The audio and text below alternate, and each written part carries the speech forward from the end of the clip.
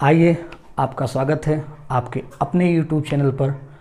आज हम आपसे एक ऐसे टॉपिक के बारे में डिस्कस करेंगे जो कहीं ना कहीं बैंकिंग, रेलवे, एसएससी या हम यूँ कहें सभी कॉम्पिटिटिव एग्जाम में यहाँ से क्वेश्चन पुटअप होते हैं।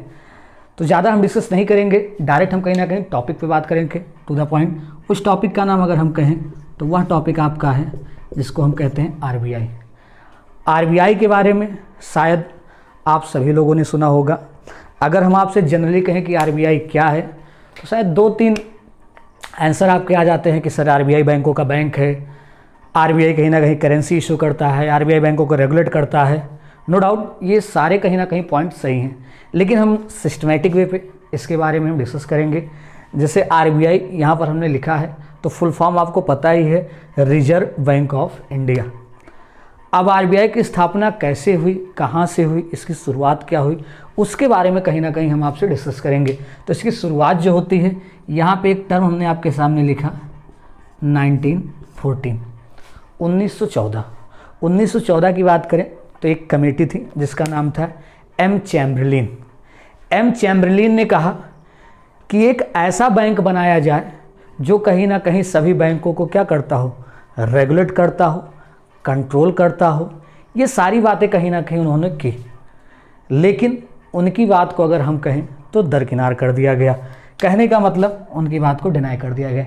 लेकिन एक समय आया जहाँ पे अगर हम बात करें तो 1921 में अगर हम बात करें तो 3 छोटे छोटे बैंक आपस में मिलकर कहीं ना कहीं एक बड़े बैंक के रूप में शो हुए।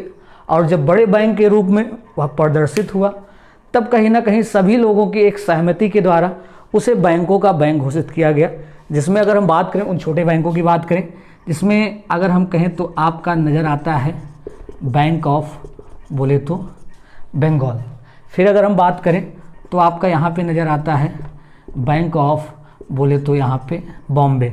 फिर अगर हम बात करें तो यहाँ नज़र आता है बैंक ऑफ अगर हम कहें तो मद्रास। ये अलग अलग ईयर में आए थे, कहने का सेंस है। एक 1806 में आया था, एक अगर यहाँ पे हम बात करें तो 1840 में आया था, एक अगर यहाँ पे हम बात करें तो 1843 में आया था, 1843। यहाँ पर ये तीनों बैंक आपस में यहाँ अगर हम कहें ऐसे मर्ज होकर 1921 में मर्ज हुए। लेकिन अब कंडीशन है, क्या जब मर्ज होंगे तो क्या इस नाम से बैंक चल सकता है? तो सीधा आंसर आएगा कभी नहीं, क्योंकि ये दो लोग अपोज करेंगे कि आप अपना नाम क्यों रख रहे हैं, हमारे नाम से चलने दीजिए। फिर इनकी बात आएगी, फिर ये दो अपोज करेंगे, फिर इनकी बात आएगी, फिर ये दो अपोज करेंगे। तो ये तीनों मिलकर एक नए बैंक का नामकरण हुआ, जिसकी अगर हम बात करें तो वो कहलाया इंपीरियल बैंक ऑफ बोले तो इंडिया, जिसे अगर हम कहें तो प्रेसिडेंसी बैंक के नाम से भी हम जनरली इसको जानते हैं। जब इंपीरियल बैंक ऑफ इंडिया बना, अब आप खुद सोचिए, एक सिंगल बैंक है और एक 3 बैंकों से मिलकर बना हुआ बैंक है, तो दोनों में किसकी साइज अगर हम कहें तो बड़ी होगी। तो ऑब्वियस सी बात है, आपका आंसर होगा कि सर जो 3 बैंकों से मिलकर बना है। कहने का सेंस है 1914 में जो एम चैम्बरलिन ने वकालत की थी वह 1921 में ऑटोमेटिक अगर हम कहें तो फॉलो हो गई। ऑटोमेटिक फॉलो कहने का मतलब सभी बैंकों ने मान लिया कि आज से हमारा बॉस कौन होगा, इंपीरियल बैंक ऑफ इंडिया। लेकिन इस उपलब्धि को अगर हम कहें, इंपीरियल बैंक ऑफ इंडिया अपने पास ज़्यादा समय तक नहीं रख पाया। जैसे वर्तमान में आप सुनते हैं बैंकों का बैंक या बैंक को रेगुलेट करना आरबीआई से पहले इंडिया में सारा काम अगर हम कहें तो इंपीरियल बैंक ऑफ इंडिया करता था। 2 ही साल बीता, अगर हम बात करें 2 ही साल बीता, इंपीरियल बैंक ऑफ इंडिया ने कुछ ऐसा किया कि जो सभी बैंक इसके सपोर्ट में थे इसे बॉस बनाने के, वो सभी के सभी बैंक इसके अगेंस्ट आ गए कि हम इसको अपना बॉस नहीं मानेंगे। तो आखिर में प्रश्न उठता है कि आखिर में ऐसा इंपीरियल बैंक ऑफ इंडिया ने क्या किया। तो इसको जानने के थोड़ा सा हम स्विच करते हैं करंट सिनेरियो पर हम आरबीआई के बारे में बात करते हैं। सिंपल सा क्वेश्चन, अगर हम आपसे कहें क्या कोई ऐसा कैंडिडेट जिसका आरबीआई में अकाउंट हो, तो आई थिंक सीधा आंसर आएगा नहीं। क्या कोई ऐसा कैंडिडेट जिसने आरबीआई से लोन लिया हो, तो सीधा आंसर आएगा नहीं। या कोई ऐसा कैंडिडेट जिसने आरबीआई में पैसा जमा किया हो, तो सीधा आंसर होगा नहीं नहीं नहीं नहीं। आरबीआई का अगर हम कहें तो कस्टमर से कोई भी अगर हम कहें तो डायरेक्ट रिलेशन नहीं होता है, मतलब जो भी संबंध होता है वो बैंक के माध्यम से होता है। RBI is the regulatory body, और जो जिस क्षेत्र की रेगुलेटरी बॉडी होती है वह कहीं ना कहीं जनता से नहीं जुड़ती है। जैसे इंश्योरेंस सेक्टर के रेगुलेटरी बॉडी की हम बात करें तो आईआरडीए की हम बात करते हैं। बैंक में अगर आप यहाँ पे बात करते हैं तो यहाँ पर ऐसे ही आरबीआई है। लेकिन यही गलती अगर हम कहें तो इंपीरियल बैंक ऑफ इंडिया ने किया। कहने का सेंस है कि जो बैंक ऑफ बंगाल था, बैंक ऑफ बॉम्बे था, बैंक ऑफ मद्रास था, तो बैंक क्या करता था, खाना तो बनाता नहीं था, ये सारा वही काम करता था, अकाउंट ओपन करना, पैसे जमा करना। या आप ये थोड़े कहेंगे कि आरबीआई जब आया तभी ये सब हुआ, नहीं। आरबीआई से पहले भी इंडिया में बहुत सारे बैंक थे और सारे काम होते थे। आरबीआई तो एक रेगुलेटरी फॉर्म में कहीं ना कहीं लॉन्च किया गया था। अब ये सारे बैंक अपने अपने काम करते थे। अब तीनों जब ये मर्ज हो गए इंपीरियल बैंक ऑफ इंडिया, पता चला सबको रेगुलेट भी करने लगे और सभी बैंकों को हिदायत दे दिया कि देखिए 8% से नीचे किसी को लोन मत दीजिएगा। लेकिन खुद अपने यहाँ रूल इन्होंने लगा दिया कि हम 3% पे लोन देंगे। तो ऑब्वियस सी बात है कस्टमर कहाँ झुकेगा, कस्टमर इंपीरियल बैंक पे जाएगा। सारे कस्टमर कहीं ना कहीं इधर मूव करने लगे। अब बैंकों ने देखा, कहा ये कैसा बॉस है, ये तो हमारा बिजनेस ही डूबेगा। अगर हम इसकी बात को मानेंगे तो कहीं ना कहीं हम बर्बाद हो जाएंगे। और 23 में लगभग सभी ने अपोज कर दिया और इंपीरियल बैंक ऑफ इंडिया से फिर सीधा पूछा गया कि आप बॉस बने रहना चाहते हैं कि आपको भी सबके तरीके साधारण बोले तो कॉमर्शियल बैंक की तरह लॉन्च कर दिया जाए। तो यहाँ सीधा इंपीरियल बैंक ऑफ इंडिया ने कहा कि हमें कोई बॉस बनने का शौक नहीं है। तो ज़्यादा टाइम नहीं बीता, 1924 में इंपीरियल बैंक ऑफ इंडिया फिर स्वतंत्र हो गया। कहने का सेंस है ये भी सभी बैंकों के तरीके नॉर्मल कॉमर्शियल बैंक हो गया और बॉस का कॉन्सेप्ट कहीं ना कहीं ख़त्म हो गया।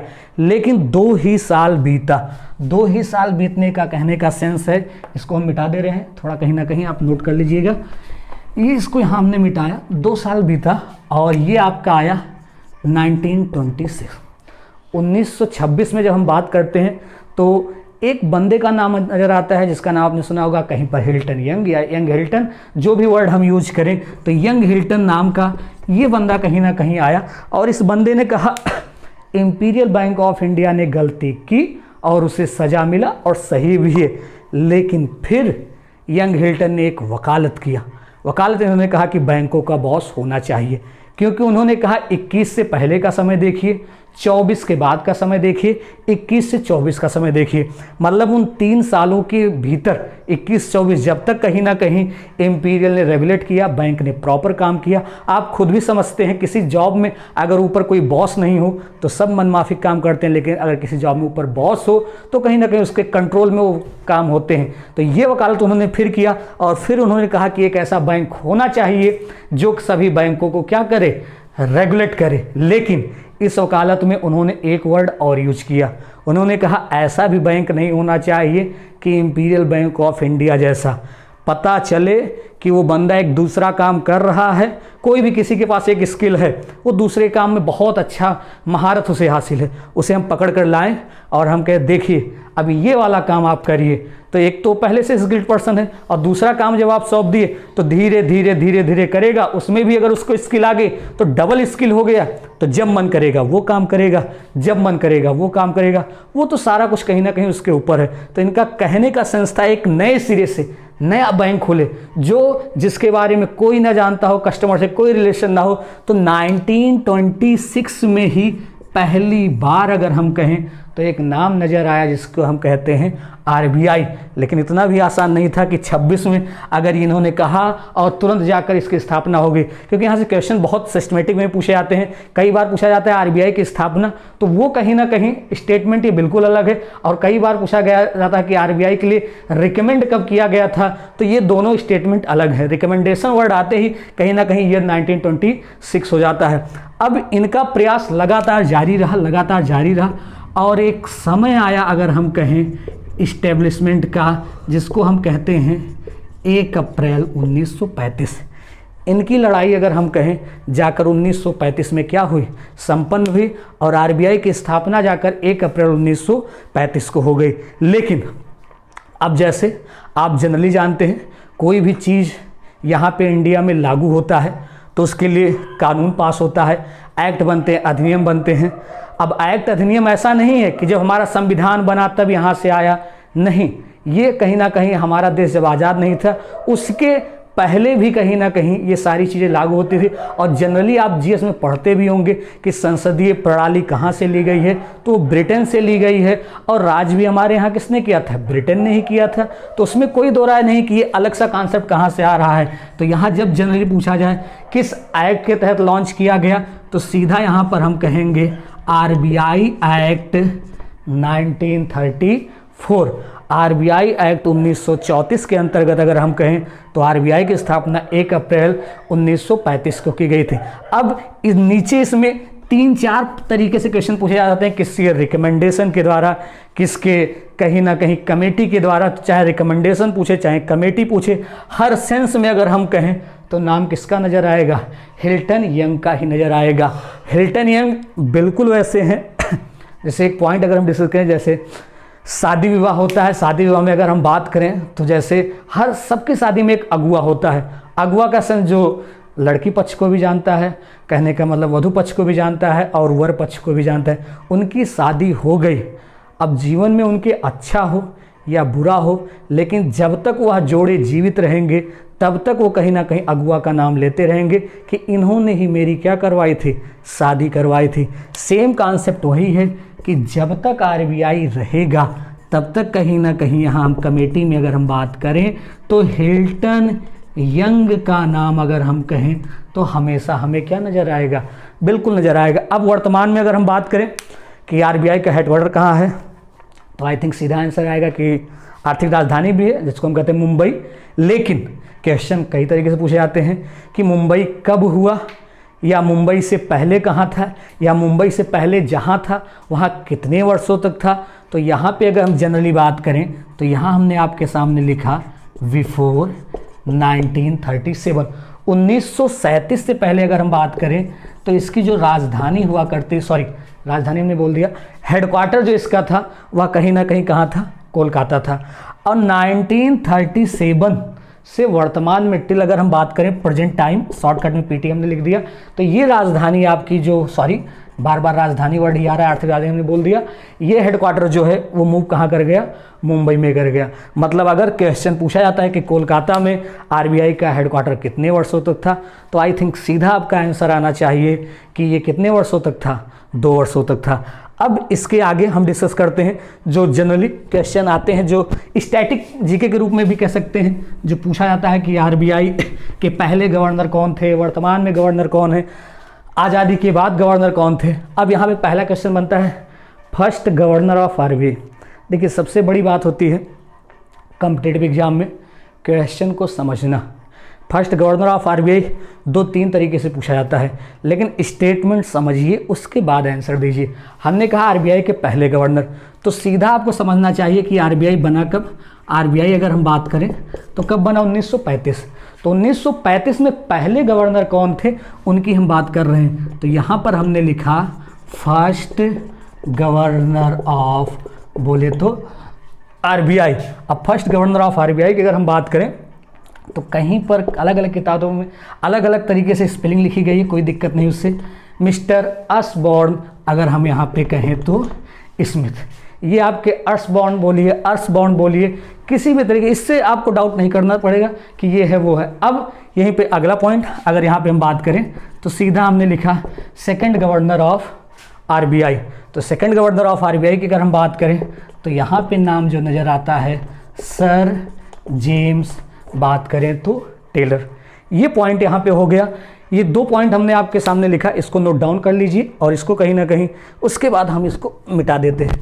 मिटाने के बाद अब अगला पॉइंट यहाँ पे है, जो क्वेश्चन यहाँ से आता है कि आफ्टर इंडिपेंडेंस, या दूसरा point first Indian governor of RBI, मतलब दोनों पॉइंट पर हम आरबीआई के ही गवर्नर की बात कर रहे हैं, चाहे आफ्टर इंडिपेंडेंस। ऐसा नहीं गवर्नर का सेंस आप राज्यपाल मत समझिए, क्योंकि टॉपिक आरबीआई चल रहा है। तो यहाँ पर हमने लिखा आपके सामने फर्स्ट इंडियन, या यहाँ पर हमने लिखा आफ्टर बोले तो इंडिपेंडेंस, मतलब आज़ादी के बाद। दोनों सेंस में अगर हम बात करें तो बहुत ही सिंपल नाम जो आपको नज़र भी आएगा, जहाँ पे अगर हम बात करें तो CD देशमुख, ये कहीं ना कहीं आपको नज़र आते हैं, दोनों सेंस में एक ही है। तो यही आप समझिएगा कि एग्जाम में पूछा गया है कि आरबीआई के पहले गवर्नर, कि आज़ादी के बाद आरबीआई के पहले गवर्नर। आज़ादी वर्ड लग गया तो CD देशमुख होगा, या पहला भारतीय लग गया तब भी CD देशमुख हो गया। ये तो हो गए पास्ट। और जो पास्ट हो जाते हैं, पास्ट के बारे में अगर हम कहें तो ज़्यादा उसके बारे में डिटेलिंग नहीं पूछी जाती है, लेकिन तब भी क्लासेस में डिस्कस होता है कि सर CD देशमुख आपने लिखा है, इसका फुल फॉर्म बता दीजिए, ये वो। इससे कुछ लेना देना है नहीं, लेकिन आप खुद भी सर्च करेंगे तो बड़ा अच्छा नाम कहीं ना कहीं चिन्मयानंद करके आपको नाम नज़र आएगा और दिख भी जाएगा, लेकिन उससे कुछ भी मतलब नहीं, क्योंकि ऐसे क्वेश्चन नहीं पुटअप होते हैं। हाँ, जो करंट में होते हैं उनका कहीं ना कहीं फुल फॉर्म जरूर पूछा जाता है कि इनका क्या है। अब यहाँ पे जस्ट नीचे अगर हम लिखें प्रेजेंट टाइम, जब हम प्रेजेंट टाइम लिखते हैं कि वर्तमान में कौन गवर्नर है, तो आई थिंक इसका सीधा आंसर आपको देना चाहिए। अगर सीधा आंसर आप नहीं देते हैं तब तो कहीं ना कहीं दिक्कत है, थोड़ा सा आपको अपडेट करना पड़ेगा कि क्या होगा। तो यहाँ पर अगर हम लिखें तो हमने लिख दिया आपके सामने शक्तिकांत दास। शक्तिकांत दास हमने आपके सामने लिखा। अब शक्तिकांत दास की अगर हम बात करें कि शक्तिकांत दास जो आपके सामने हमने लिखा है, ये किस नंबर के गवर्नर हैं, तो किस नंबर के गवर्नर हैं, तो आई थिंक थोड़ा सा आप भी अपडेट करिए, 24th। ये 24वें गवर्नर हैं, मतलब जब से आरबीआई बना है तब से गवर्नर पोस्ट पे अगर हम बात करें तो 24वें गवर्नर, या यूँ कहें आरबीआई गवर्नर एक कमेटी होती है जो जनरली आपको टॉपिक पढ़ाया जा चुका है, जिसका नाम है monetary policy, MPC। Monetary policy committee में अगर हम कहें टोटल मेंबर 6 होते हैं, उन 6 मेंबर में आरबीआई के गवर्नर तो होते ही हैं, और आरबीआई के गवर्नर के पास ही अगर हम कहें तो क्या होता है, वीटो पावर।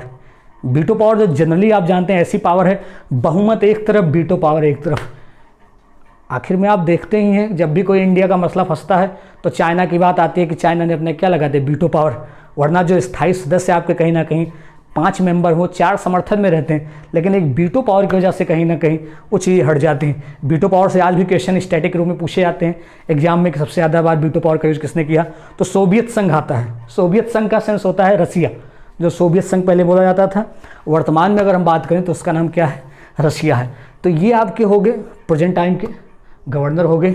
अब इसके बारे में और डिटेल की अगर हम बात करें तो इस पॉइंट को फिर से हम यहाँ कहीं ना कहीं मिटा देंगे। पूछा जाता है आरबीआई में टोटल कितने मेंबर हैं, तो आई थिंक ये हम भी आपसे पूछेंगे कि टोटल कितने मेंबर हैं। तो आज के कुछ वर्ष पहले, 6-7 साल पहले कुछ और हुआ करते थे, उसके पहले कुछ और हुआ करते थे, वर्तमान में कुछ और हैं, फ्यूचर में कुछ और भी हो सकते हैं, क्योंकि आरबीआई बार बार कहता है कि हमारे पास बहुत वर्क है, मेंबर को बढ़ाया जाए, क्योंकि आरबीआई कहीं ना कहीं गवर्नमेंट के अधीनस्थ ही होता है, और जब गवर्नमेंट के अधीनस्थ होता है तो ये सारी चर्चाएं होती हैं। लेकिन हमें फ्यूचर में क्या होगा, पास्ट में क्या था, डजंट मैटर, प्रेजेंट में कितने हैं, करंट में कितने हैं, उसके बारे में हमें जानना है। तो टोटल मेंबर ऑफ आरबीआई की अगर हम बात करें तो आरबीआई में टोटल जो संख्या है वो संख्या कितनी है, 21। कितने मेंबर आते हैं, 21 मेंबर आते हैं। अब ये 21 मेंबर आते कहाँ से हैं, तो ये हम आपके सामने कहीं ना कहीं स्ट्रक्चर बना रहे हैं, और जो ये स्ट्रक्चर आपका है, ये अगर हम बात करें तो आरबीआई में गवर्नर कितने होते हैं, तो आई थिंक सीधा आपका आंसर आना चाहिए सर, 1 गवर्नर होते हैं। डिप्टी गवर्नर की अगर हम बात करें तो डिप्टी गवर्नर इसमें कितने होते हैं, 4 डिप्टी गवर्नर होते हैं। अब 4 1 कितने हो गए, 5। 21 में 5 निकाल दीजिए तो आई थिंक अभी कितने बचे, 16 बचे। अब आगे लिखवाने से पहले कुछ पॉइंट पे हम कहीं ना कहीं आपसे डिस्कस करना चाहते हैं। आरबीआई में गवर्नर या डिप्टी गवर्नर को जो अपॉइंट करती है वो अगर हम कहें तो गवर्नमेंट अपॉइंट करती है, सरकार अपॉइंट करती है। तो इन दोनों को अगर हम कहें तो वह डायरेक्ट अपॉइंट करती है, लेकिन आगे भी जो मेंबर अपॉइंट होते हैं वो भी सरकार ही करती है, लेकिन इन सब के रिकमेंडेशन पर। ये सब कहते हैं ये बेटर है, इनको कहीं ना कहीं रख लिया जाए, जिससे आरबीआई का ग्रो होगा और इंडियन इकोनॉमी भी क्या करेगी, ग्रो करेगी। तो इन लोगों ने कहा कि हमें 10 स्पेशलिस्ट ऑफिसर चाहिए जो अलग अलग क्षेत्रों में कहीं ना कहीं महारत हासिल रखते हों। जैसे बार बार हम बताते चले आए हैं, आईटी सेक्टर की अगर हम बात करें तो यहाँ विप्रो के संस्थापक जिनका नाम है अजीम जी प्रेम जी, वो भी वर्तमान में अगर हम कहें तो आरबीआई के क्या हैं, मेंबर हैं। तो आईटी सेक्टर की ऐसे बात करें, ऐसे एग्रीकल्चर के, ऐसे इकोनॉमिक्स की, जो जनरली आप खुद भी कहीं ना कहीं देख सकते हैं कि हाँ सर वो मेंबर कौन कौन से हैं, लेकिन इतना डीप अगर हम कहें तो किसी भी एग्जाम में नहीं पूछा जाता है। 10 स्पेशलिस्ट ऑफिसर बोलिए इनको, या कई बार एग्जाम में क्वेश्चन आता है भारत सरकार की तरफ से कितने मेंबर अपॉइंट किए जाते हैं, तो इसका भी अगर हम कहें तो आंसर क्या होगा, 10 ही होगा। 10 स्पेशल ऑफिसर या GOI मेंबर। अब आगे अगर हम बात करें 10 4 14 एक कितने हो गए 15। अब ये आवश्यकता कितने की है, 6 की आवश्यकता है। अब इन 6 में अगर हम बात करें तो 4 मेंबर जो आते हैं, जो आरबीआई के अगर हम कहें कुछ भी कह सकते हैं आप, रीजनल ऑफिस भी उसको हम बोलते हैं जहाँ पे, और ये 4 जो रीजनल ऑफिस आपके हैं ये बड़े बड़े महानगरों में हैं। बड़े बड़े महानगरों में अगर हम बात करें, जनरली अगर हम बात करें तो ऐसे हम लिखते हैं DMCC। 4 मेंबर जो आते हैं वो DMCC से आते हैं। ये 4 मेंबर जो DMCC है, डी का मतलब भी आप समझ ही रहे होंगे, सॉरी यहाँ पे हमने लिखा दिल्ली, यहाँ पे अगर हम बात करें तो मुंबई, यहाँ पे बात करें तो कलकत्ता, और यहाँ पे बात करें तो चेन्नई। शायद ये जो 4 मेंबर हो गए, तो आखिर में अगर आप काउंट करेंगे तो ये नज़र आएगा 19। अभी भी कितने मेंबर हैं, 2 बचे। तो यही वो मेंबर हैं जो कुछ वर्ष पहले इनकी संख्या 1 हुआ करती थी, अब लेकिन इनकी संख्या कितनी है, 2 है। 2 मेंबर जो आते हैं ये आपके आते हैं, अगर हम बात करें तो फाइनेंस मिनिस्ट्री। फाइनेंस मिनिस्ट्री बोले तो वित्त मंत्रालय। अब टोटल अगर हम काउंट करें तो संख्या कितनी हो गई, 21। यही 21 मेंबर अगर हम कहें तो ये हमें ऐसा भी नहीं कि सब हम अपडेट कर लें, नहीं, अपडेशन में जो आपको रखना है वर्तमान का जो गवर्नर होता है, और वर्तमान का अगर हम जो कहें तो डिप्टी गवर्नर होता है। तो आई थिंक गवर्नर के नाम तो हम बता ही चुके हैं। डिप्टी गवर्नर की अगर हम बात करें तो बिल्कुल इसको हम मिटा दे रहे हैं, हाँ आप नोट डाउन कर लीजिएगा, हम इसको मिटा रहे हैं। डिप्टी गवर्नर जनरली आप अगर बताएं तो काफ़ी अच्छा लगेगा कि हाँ कि डिप्टी गवर्नर आपको पता भी है। ये हमने लिखा 4 डिप्टी गवर्नर। अब 4 डिप्टी गवर्नर कौन कौन से हैं, तो 4 डिप्टी गवर्नर तो आप भी बता सकते हैं, लेकिन चलिए एक नाम तो हम लिख देते हैं। यहाँ पे अगर हम बात करें NS विश्वनाथन, एक अगर हम बात करें तो ये आपके नज़र आते हैं। दूसरे की अगर हम बात करें तो बिल्कुल आप भी बता सकते हैं, आप बताएं तो बहुत अच्छा है, नहीं बताएं तो हम तो लिखेंगे ही लिखेंगे। ये हमने लिख दिया BP कानून गो। अब इसमें अगर हम बात करें तीसरे मेंबर की बात करें, थोड़ा सा माइक प्रॉब्लम है, कोई दिक्कत नहीं, हाँ यहाँ पे डिस्कस हो रहा था NS विश्वनाथन। फिर अगर हम बात करें तो BP कानून गो। फिर इसके जस्ट आगे अगर हम बढ़ें तो यहाँ पे नाम नज़र आता है, अगर हम कहें तो MK जैन। और सबसे लेटेस्ट में अगर हम बात करें तो जनरली नाम नज़र आता है MD बोले तो पात्रा। अब ऐसा नहीं कि आप कहें कि कमेंट में लिखकर कि सर सबका फुल फॉर्म बताइए, सबका फुल फॉर्म इतना तो आप सर्च कर ही सकते हैं, और सर्च करेंगे तो ज़्यादा बेटर होगा। हाँ इतना ज़रूर कहेंगे इन चारों में सबसे लेटेस्ट जो बने हैं वो MD पात्रा बने हैं। और ईयर की अगर हम बात करें तो 2020 में ही कहीं ना कहीं अपॉइंट किए गए हैं, जनवरी मंथ में ही कहीं ना कहीं ये अपॉइंट किए गए थे। अब इसको कहीं ना कहीं हम यहाँ पे हटा रहे हैं, और इसके बाद अब आरबीआई के हम फंक्शन की बात करेंगे, या अगर हम कहें तो वर्क की बात करेंगे। वर्क कहिए या फंक्शन कहिए, जो भी कहिए, वर्क ऑफ आरबीआई या फंक्शन ऑफ आरबीआई, जो भी हम पॉइंट बात करें। तो यहाँ पे हमने यहाँ पे लिख दिया वर्क के ही पॉइंट ऑफ व्यू से अगर हम बात करें तो कौन कौन से आरबीआई के वर्क हैं। तो जनरली आपको आता है आपको आता कहने का सेंस है, शुरू में हमने आपसे पूछा भी था, तो आपने 2-3 पॉइंट यहाँ पे बताए भी थे, लेकिन अब उसी को हम यहाँ सिस्टमेटिक वे में लिखेंगे। पहला पॉइंट जिसको कहा जाता है अगर हम कहें तो बैंकर्स बैंक। बैंकर्स बैंक कहने का मतलब है बैंकों का बैंक। ऑब्वियस सी बात है, आप भी बैंकों का बैंक ही कहते हैं, क्योंकि हम बैंक से पैसा लेते हैं। बैंक की आवश्यकता किससे होती है? वो आरबीआई से कहीं ना कहीं आवश्यकता पूरी करता है। दूसरा पॉइंट अगर हम बात करें तो यहाँ पर हमने लिखा इंडियाज सेंट्रल बैंक, बोले तो भारत का केंद्रीय बैंक। कई बार एग्जाम में क्वेश्चन आता है भारत का केंद्रीय बैंक, हम लोग गलत आंसर देकर आते हैं कि सर भारत का जो केंद्रीय बैंक होगा वो हम सीबीआई टिक कराते हैं। कहने का मतलब सेंट्रल बैंक ऑफ इंडिया, ये ऑप्शन ही पूछा जाता है। लेकिन सेंट्रल बैंक का अगर आप कॉन्सेप्ट जानेंगे तो ऑब्वियस सी बात है, ये गलती आप कभी नहीं करेंगे। सेंट्रल बैंक का मतलब ये नहीं कि केंद्र सरकार है। सेंट्रल बैंक, कई बार दिमाग केंद्रीय बैंक का मतलब आता होगा कि सेंट्रल गवर्नमेंट के अधीनस्थ है इसलिए से केंद्रीय बैंक आता है, नहीं। कई देश ऐसे हैं जहाँ केंद्र या राज्य का कॉन्सेप्ट नहीं है, वहाँ भी अगर हम कहें तो सेंट्रल बैंक है। या हम सीधा आपसे कहें, वर्ल्ड में कोई भी ऐसा देश नहीं है जहाँ पे सेंट्रल बैंक ना हो। हर देश में अगर हम कहें तो सेंट्रल बैंक का कॉन्सेप्ट है। सेंट्रल बैंक का सेंस क्या होता है? वह बैंक जो वहाँ के सभी बैंकों के लिए रूल, रेगुलेशन, नॉर्म्स बनाए, वहाँ की करेंसी को इशू करे, वह उस देश का सेंट्रल बैंक कहलाता है। तो आई थिंक हमारे यहाँ ऐसा काम कौन करता है? आरबीआई करता है, क्योंकि वर्ल्ड में कहीं भी अगर हम कहें तो फ्री बैंकिंग का कॉन्सेप्ट नहीं है। फ्री बैंकिंग का कॉन्सेप्ट कहने का सीधा सेंस होता है, ये छोटी सी डिफिनेशन है, पहले बैंकिंग टर्म क्वेश्चन आते थे तो पूछा है, फ्री बैंकिंग जो सभी बैंकों के पास अधिकार हो कहीं ना कहीं नोट करेंसी इशू करने का। तो ऐसा विश्व में कोई भी देश नहीं जहाँ पर वहाँ के सभी बैंकों के पास हो। तो हर देश में एक सेंट्रल बैंक होता है और हमारे यहाँ सेंट्रल बैंक जो है वो कौन है? आरबीआई। तीसरे पॉइंट आप से अगर हम बात करें तो बहुत चर्चा हो रही है, और अगर हम कहें तो आप जानते भी होंगे, फाइनेंशियल ईयर, बोले तो वित्तीय वर्ष। वित्तीय वर्ष अगर जनरली पूछा जाता है कि वित्तीय वर्ष कब से कब तक होता है, तो शायद ये तो आपको बताना पड़ेगा, तो हम सीधा कहते हैं कि 1 अप्रैल से लेकर 31 मार्च तक।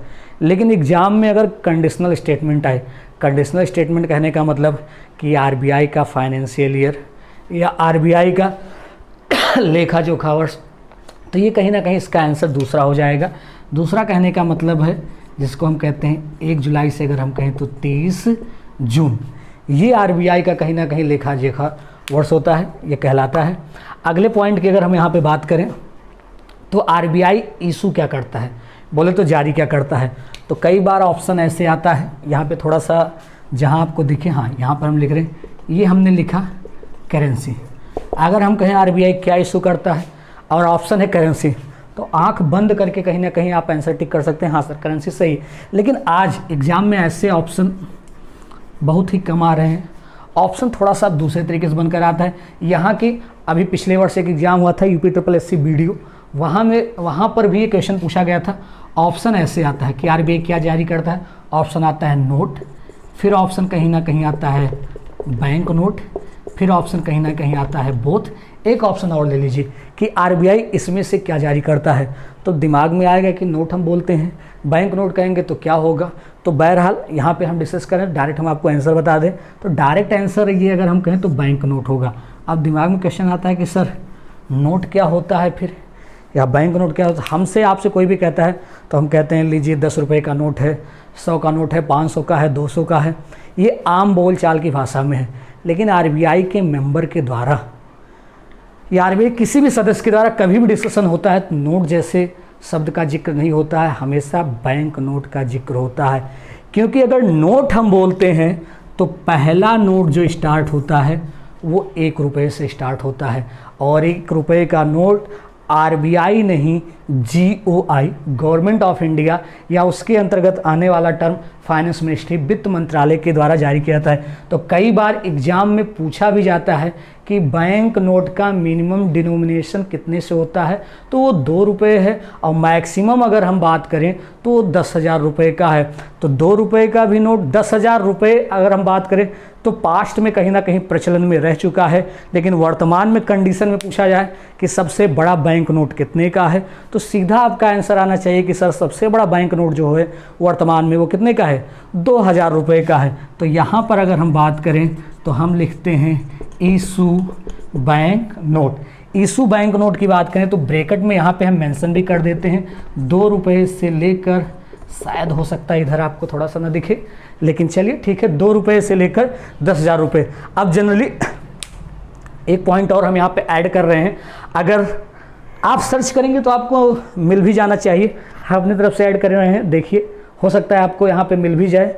और यहाँ पे कि ये जो बैंक नोट है ये किस कानून के तहत कहीं ना कहीं जारी किया जाता है, इसके अंतर्गत कौन सा कानून आता है जो यहाँ पे पावर दी गई है, तो यहाँ पे अगर हम बात करें तो वो तो यही है RBI एक्ट 1934।